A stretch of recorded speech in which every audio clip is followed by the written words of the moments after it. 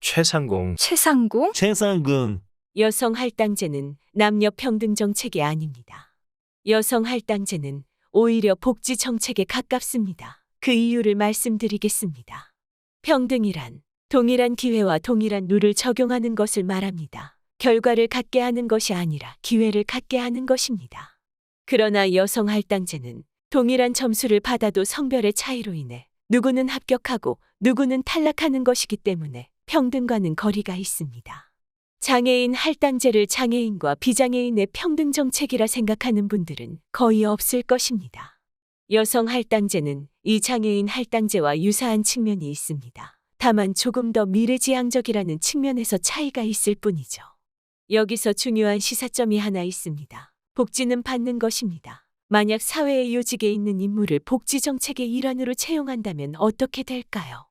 예를 들어 국민의 생계를 책임지는 정치인을 능력이 아니라 복지 차원에서 뽑는다면 그것은 국민 모두의 손해입니다.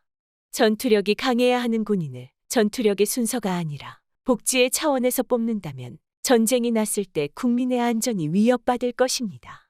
힘이 약하고 싸움을 못하는 경찰이 범죄자를 만나면 시민은 안전을 위협받을 것입니다.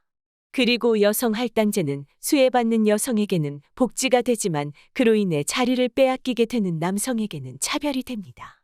그러니 여성 할당제는 정말 신중히 접근해야 하는 문제이죠. 복지로서의 여성 할당제도 문제가 있다는 것입니다. 종합해보면 첫째로 여성 할당제는 평등 정책이 아니라 복지 정책입니다. 둘째로 여성 할당제라는 복지 정책을 사용하면 이에 따른 피해가 생길 수 있기 때문에 신중해야 합니다.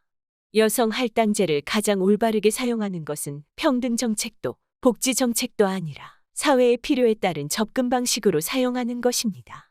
예를 들어 초등학교 선생의 경우 균형 잡힌 성역할을 두루 경험하게 하기 위해 남녀 할당제를 주장할 수도 있겠습니다. 이것을 찬성하거나 반대하는 입장이 아니라 예를 들어 얘기하는 것입니다.